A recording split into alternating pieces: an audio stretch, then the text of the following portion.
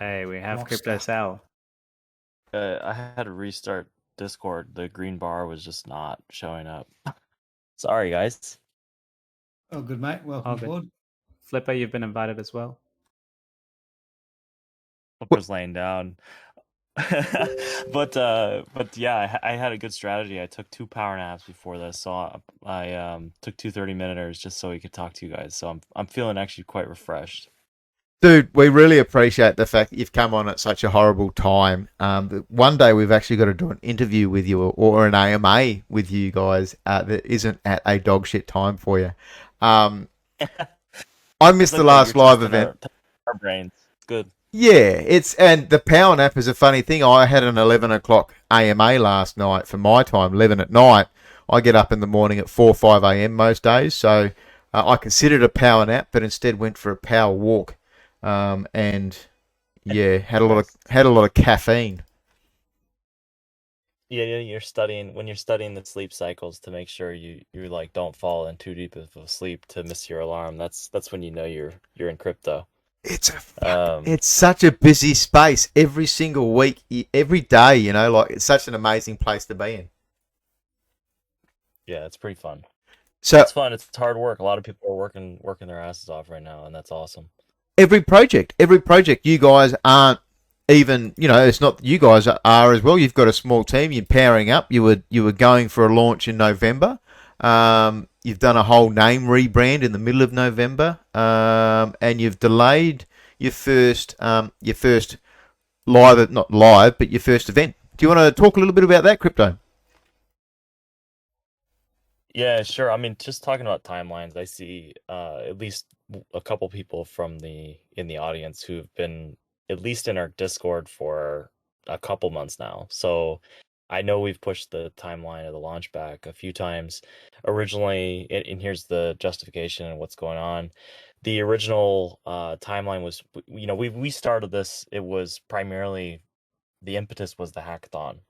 So we were doing the hackathon, we're just rushing to get something that was actually playable in a demo, and like if judges were reviewing our code, they would actually be able to play the game, running it in localhost.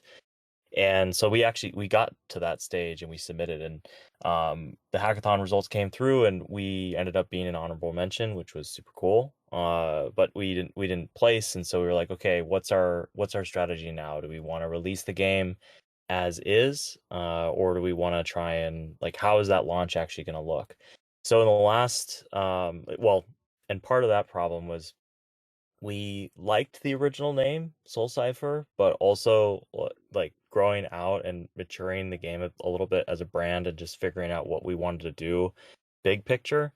We thought that the rebrand would make more sense, and so our overall vision is to be taking over the space of puzzles within crypto. So puzzles and like mystery types of games, that's kind of what we want to be known for. And that starts with Solana, but then, part of our strategy for our game is to onboard people outside of Solana, right? Like because the types of people that play these games and they're intellectually curious. And so if they're willing to spend an hour or two solving something kind of just for fun, like not even sure if they're going to win something, they're also the same kind of people who will be like, "Oh, never heard of Solana. That's interesting." And like 2 minutes later, they've got a phantom wallet and they're playing the game, um, just because they're pretty sharp and like they're just curious folks. So that's kind of like some background about like where we went vision wise, and that's part of what the rebrand was. And then also building some features and some other things that we've done. um I would say the biggest piece of alpha that I can give and say what's Alpha. going on that's also slowed us down is a fairly large collaboration or partnership that we're working out the details with. It does benefit us more than I would say some of our existing like people who have been with us very long.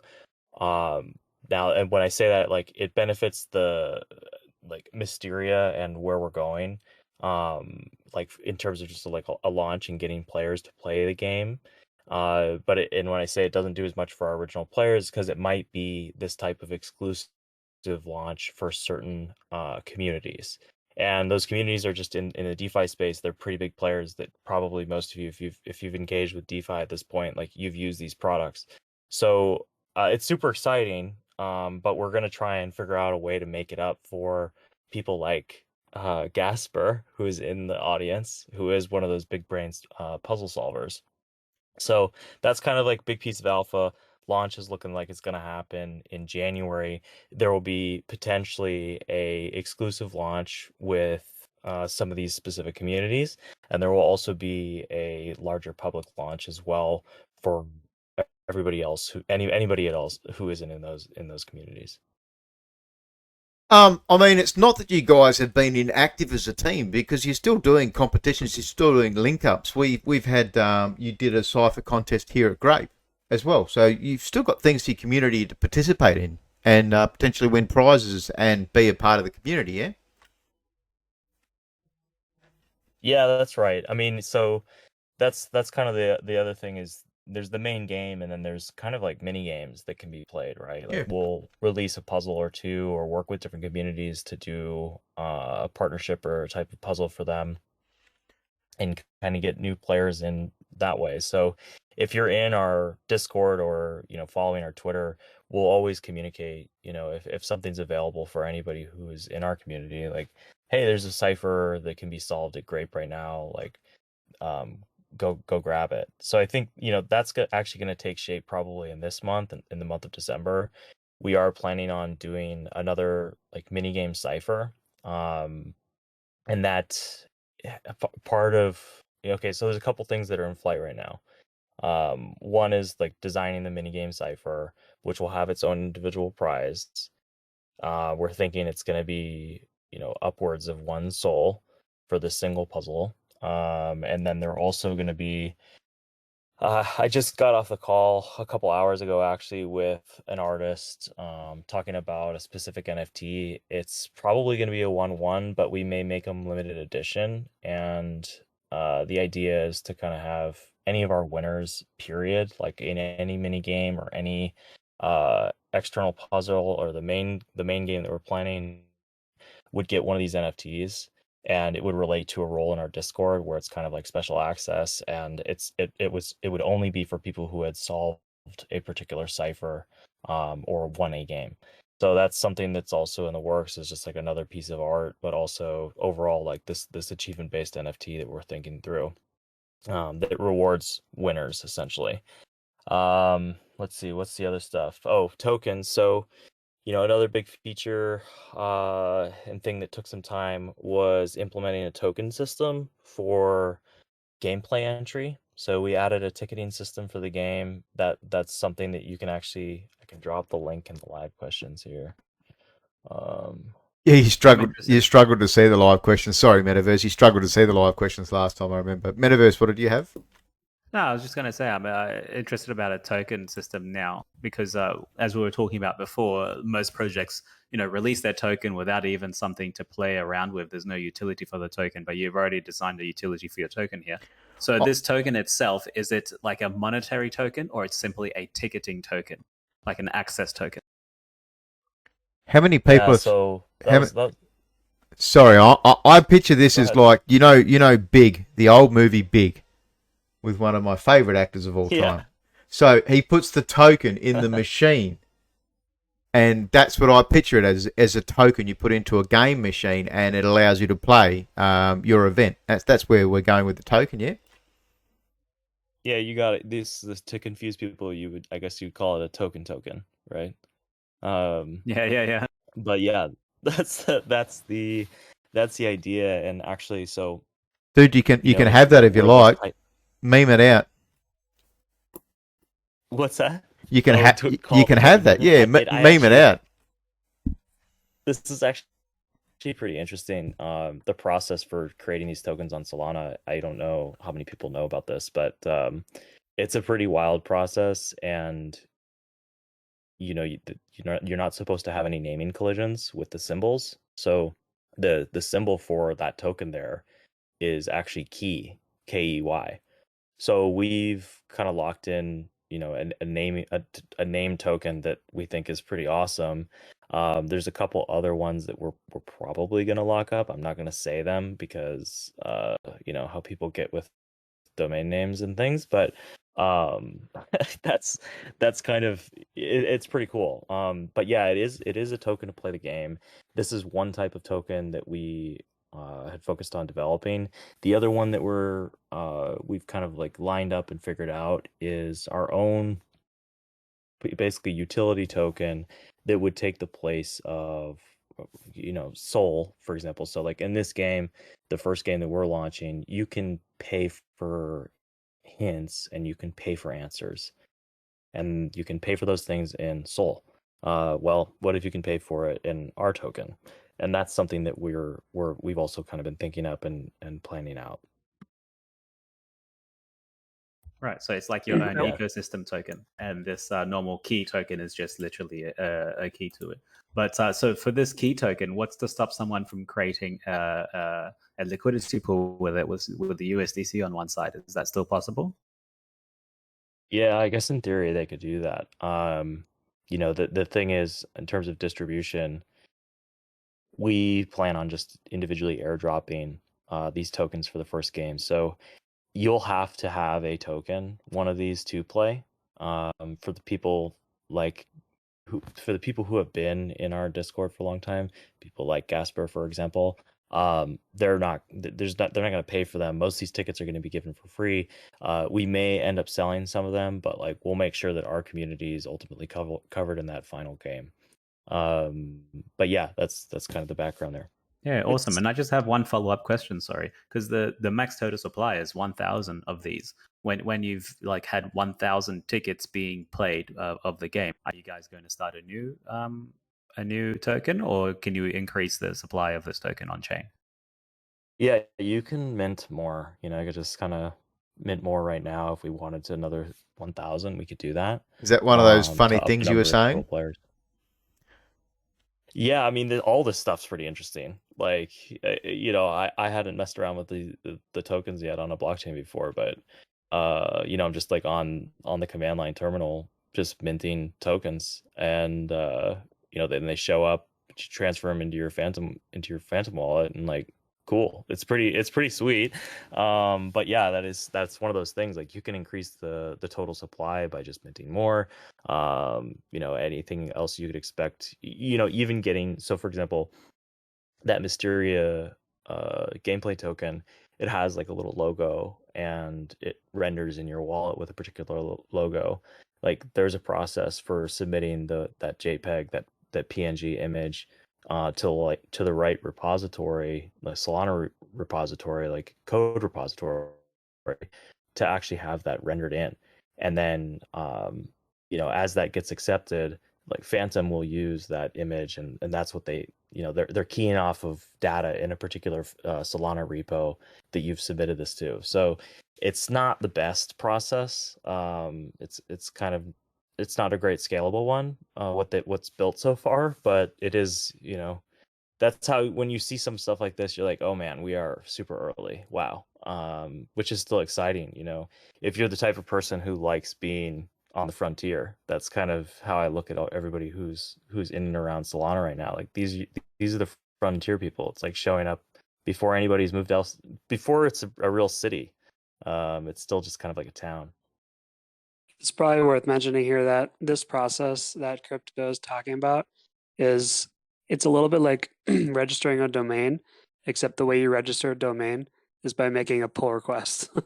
So there are currently like thousands of open pull requests trying to register these keys, and it's kind of a race right now, all to the same repo. And then those just kind of get merged in. So if you're lucky enough to grab one of the symbols, like we happen to get key, that's locked in. And so some of these could be pretty valuable going forward. I think it's worth keeping an eye on, that this could potentially just explode and have there be tens of thousands of registered tokens or open pull requests that are competing against each other to get these specific token names. Pretty alpha. Yeah, that's pretty interesting. And also explains why this is so easy for people. Well, not very easy, but Like if you guys do it, I guess other crypto meme coins can do it. All the scammers can easily find a way in. Yeah, exactly. Anybody can, and that's kind of it kind of makes sense, right? From the spirit of open source, like, yeah, anybody should, in theory, be able to submit a request for a creation of a token, right? There shouldn't really be any impediment there, and that's how you kind of have these downstream scams and all these other problems. So, tokens all created. I heard you mention January there. So, did you say you pushed Yes. back your first event has gone to January now? Yeah, so the way I would pitch this is like, we have the game with 16 ciphers. In early January, we are either going to launch basically 3 in an exclusive kind of like partnership launch, or we are going to launch all 16 publicly. So it really depends on how the negotiation goes with the partnership. And but basically the reason also for January, other than the ones I've already mentioned, is just like timing around the holidays. Like, Well, in theory, it's a yeah, busy we could time of year. probably- It is very hard to get it out at this time of year. I mean, it's the interesting thing of seeing your dates. Are people going to be concentrating more on festives? And I'm curious to see my first year of crypto Christmas. So this is obviously, I talk about this often. It's my first year, but do people gear down? Like, it seems that the Americans took a bit of a break last week, but the rest of the crypto was still pumping away. How you doing, mate? So Yeah. probably launching Christmas is bad. Well, it was just before Christmas, but I mean, I've got an idea of who your partner is for the whole DeFi thing, and that's awesome. So people should absolutely be watching this space and seeing where it is. So when are people think? Are you going to go like an early January, just after New Year's, and everyone's refreshed and ready to think and get those big brains working? Yeah, I think that's the That's goal. right.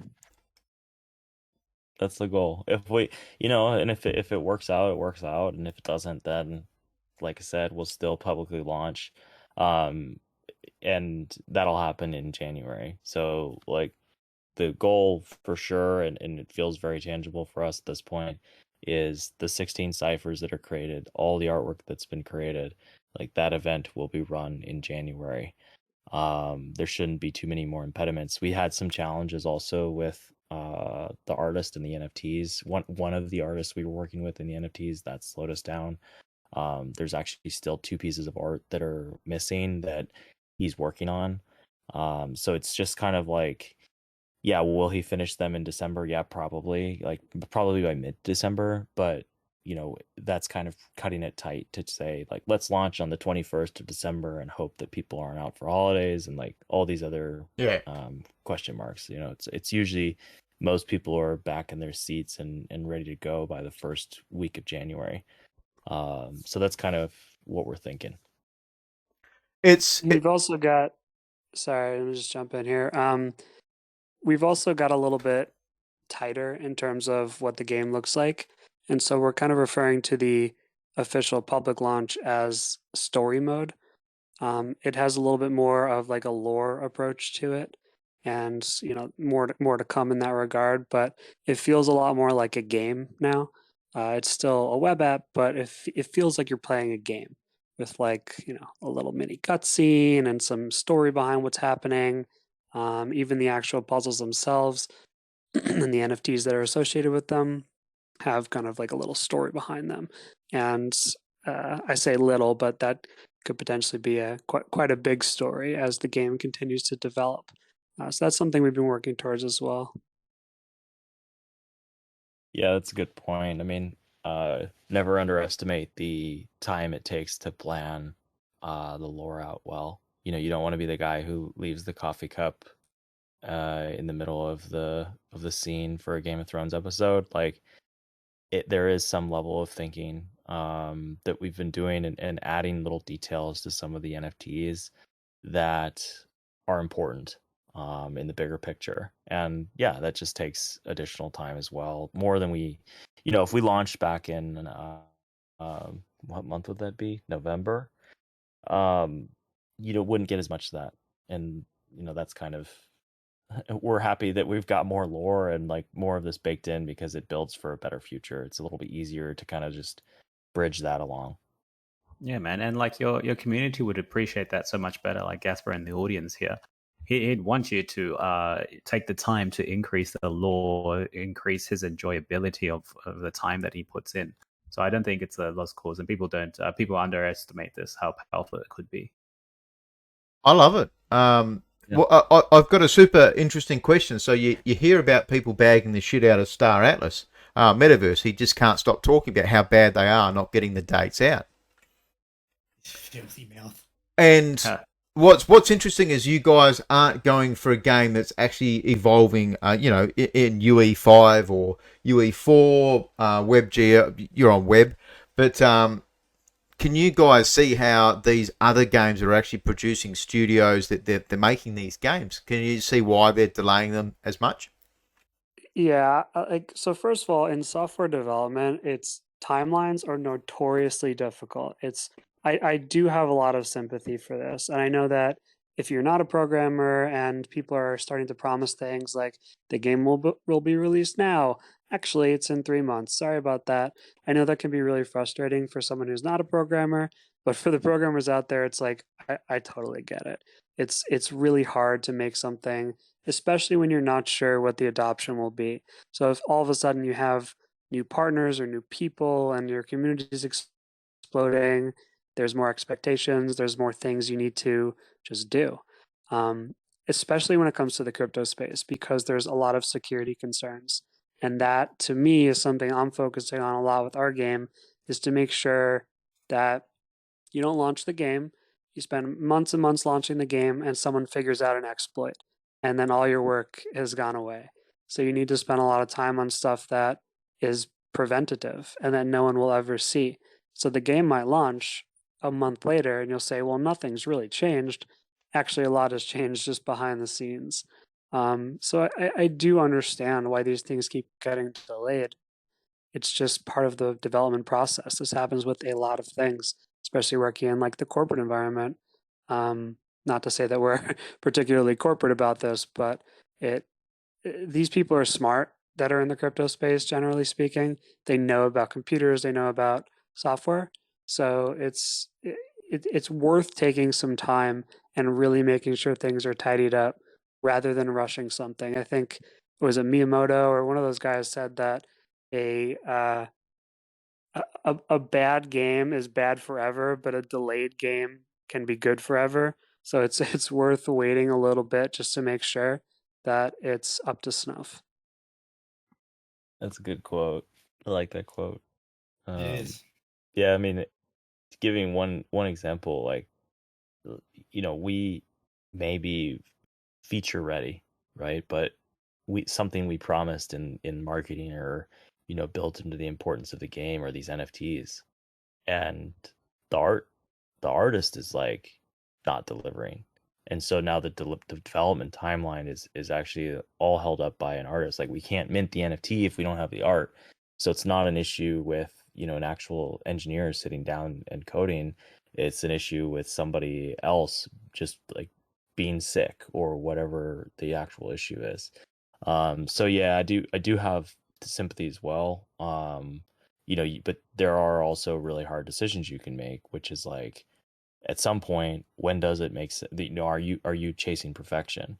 And if you are, you need to cut that and ship something that's super good if you can, right? Like, and that's where DLCs come into play and all these other things like that really made it easier for game developers to be like, oh well, that sounds like a DLC feature. Like, just move it off, like take it out of the backlog and move it into future. What do we need to ship right now to deliver a good game and value to people? And that's always, the trade-off question that you're trying to make. I love that you guys are very open about talking about it because like use Star Atlas as an example, is that they've promised dates. That's I think the biggest problem they've made is they've promised dates, and people are holding a lot of money on these games, but delays are going to happen. It's just it's very cool to be very open to your community and explain why. And from you guys, every time I've spoken to you, I've had great communication and all of that about it going forward, and that's important. It's being open to your crowd and your crew, like Gasper. We should have him on stage at one stage, and they're waiting for this game. I think it's awesome, man. Yeah, thanks for being open. Because we're retail really. We want to play the games. We have no experience of what these developers go through to make sure the security of the game actually comes out, and then we end up not appreciating it. So thank you for explaining a bit more, and I do feel some more appreciation for the Star Atlas and all these other devs that are trying to create a nice product on chain for us. So thank you. It's very easy for us normies to bag the shit out of them without thinking about it. Cope released the roulette table and had their whole wallet drained. So, that was, 4 weeks ago? 6 weeks ago? Yeah, and, so they launched this casino and bang, old mate took all their funds. I don't even know what was in the list of funds, but he returned them and, it was bad code. And we don't want a game released that we've now lost everything because they've gone bust or whatever, because all of the money's been siphoned out of their wallets. So it's cool. So going forward then, are you guys got anything planned events wise for Christmas for the December month? Yeah, I think we'll be launching a custom cipher for the month of December, maybe even around Christmas time. Hoping that we can have this other NFT done by then, because that'll be part of the reward system for it. So very likely a single cipher event with some cash behind it, or SOL, and also an NFT. And then also, that's kind of just like leading into the new year. Then we'll be doing like the full game launch. Awesome. Can it be like a Santa NFT? That's a great idea. For people who know our Discord, they can see some of the roles, and it may be based off of one of the roles there. That's all I can say. Oh, now I've got to go and look. Santa's a good idea. I'm glad you guys came out with a black background as well, because I use the old school white screen for your Discord, that is. Sorry. Yeah, you said me that. I was like, what is this? Turns out people use Discord in light mode. I never knew. What? Blasphemy. I was trying to fucking look, and I'm like, I can't find where this Discord is. There's just this white circle, and I'm like, what the fuck do I do? I don't know where it is. Yeah. Another small point is that there are a bunch of other little puzzle projects that you guys have probably seen popping up over the last few months. Like Soul Gods was one, and then that Vault app thing that launched was another. One of the issues with those, Funky Fruit was another. Which one? Funky Fruit. Oh yeah, Funky Fruit, right. I think one of the issues with those is that they're almost primarily Twitter based in terms of how they run things. Yeah. I consider myself pretty good at puzzles. The most complicated part of those is consolidating information. It's really hard to scroll through their Twitter thread and find the clues, or find even where the puzzle was posted or at what time. So that's something that the space is, I think, going to mature into, is getting things in a place where it's not just random comments on Twitter, which is why we're developing this web app where all the information is there when you log in. You know exactly where the puzzles are, what the clues are, if you got it right or wrong, and the progress that's being made. I think that's really important, because it feels more like not only a game, but that you have agency over what you're doing, as opposed to, I was in the middle of solving one of those puzzles, and then someone just DM'd me, and they were like, yeah, somebody on Twitter already got it. And I was like, all right, well, I can't have 30 windows open and also try to solve this complicated puzzle. So I think it's nice to try to focus on that and make it feel more homey, have a more of a comfortable feel to it, where you know where everything is. And that, of course, takes a little bit more time than just posting a a picture on Twitter, for example. So other than the little things that we're doing, we're trying to keep it a little tighter in terms of, what are the clues that are available? What's the progress that's being made? So that's something we're working towards as well. I like the Twitter because you guys gave me a little bit of, I guess, ideas. I've been laying information in Twitters for a couple of weeks now with prizes and stuff I've been using on stage, and I love the ideas of it. Spec Gaming's just said something here that Twitter's illegal in some geographical locations. So is that like China or something? Spec Gaming? Yeah, I think most Western media is actually not available in China. They have their own counterparts. I would like to welcome anyone who's prepared to put their hand up, verified onwards, for questions for the lads before we go off. So Mysteria coming in January. They're going to have more competitions, of course, for December, and hopefully we see some more fun at Grape. Yeah,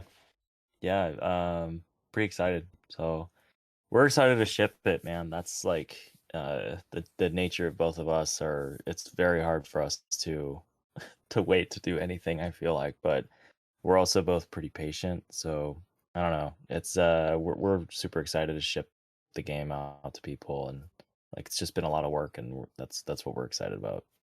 It's good hearing, though, that you're prepared to even talk about it. We don't hear this enough, and Metaverse said the same thing, is it gives us a whole new light on games that are introducing a whole slew of extra things as well. Like, we just want a game. As a community, as crypto, we just want to play these games. Yeah, but don't mind about us. Just keep building, make a great game, and we will come.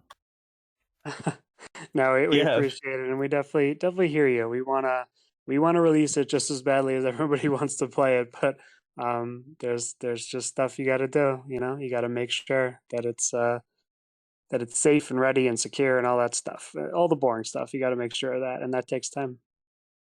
Yeah, it's like another different type of task. For example, is like I went through all of the NFTs, all the artwork that we have already in a spreadsheet to check for consistency. So like, are the backgrounds the same? Do they have a title? Like, does is the JSON prepared for them? Like all this shit.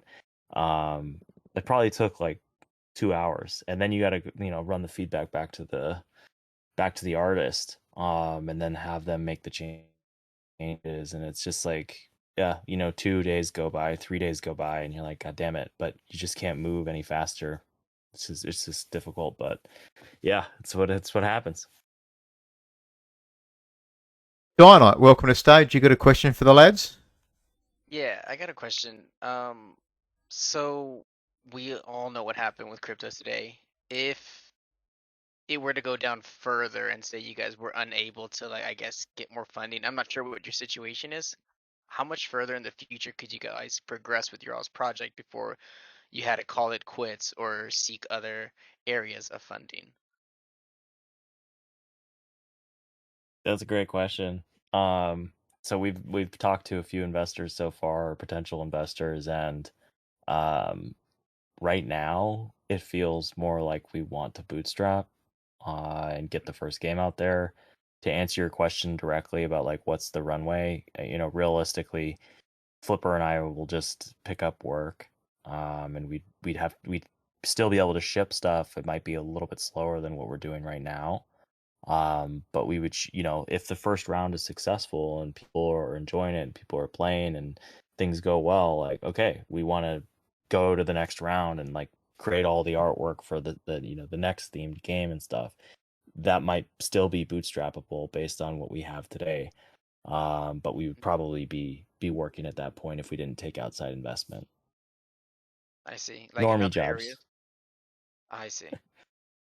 Yeah. Yeah, But so it that's also not the depends on the worst first case? game, right? Like, like let's say there's 1,000 people who play the first game, and like a lot of people end up purchasing clues and stuff.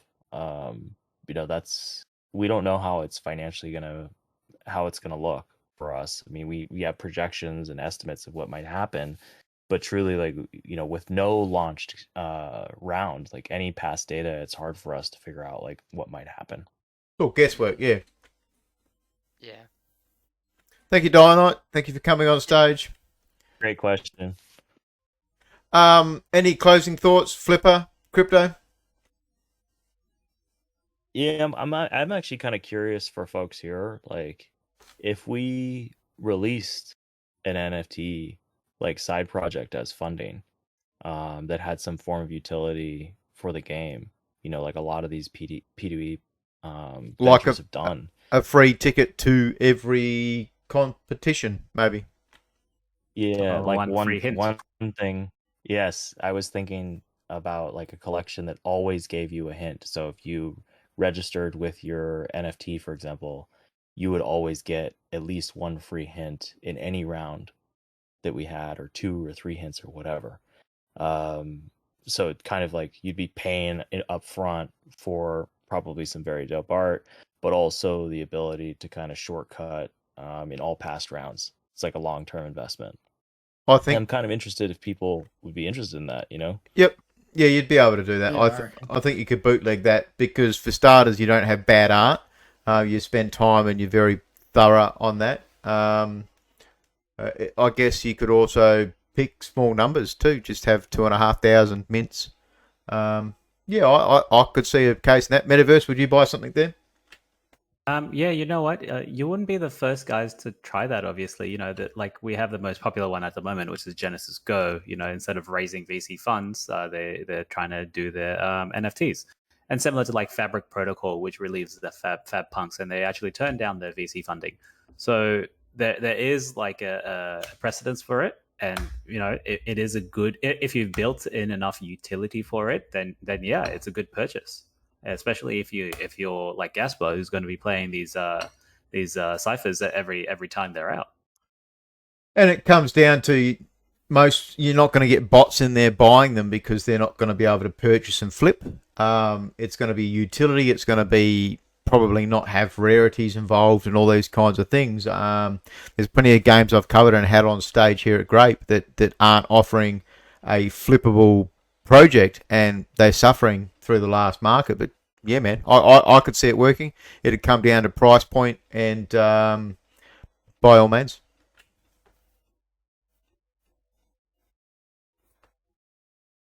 If anyone else in the audience says so. Well, I see a good question there, and I was just like formulating a response, which was, do you think it would give people an unfair advantage? And I sort of, I think it depends. And I was writing this basically that you want to find a balance there. I think you could.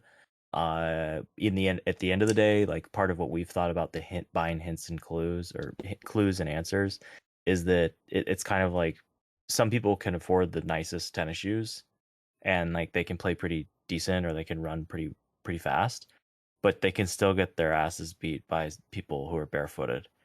And I think that's kind of, you can buy as many hints as you want, but there still might be somebody who's just going to crush you because they're really good at solving puzzles.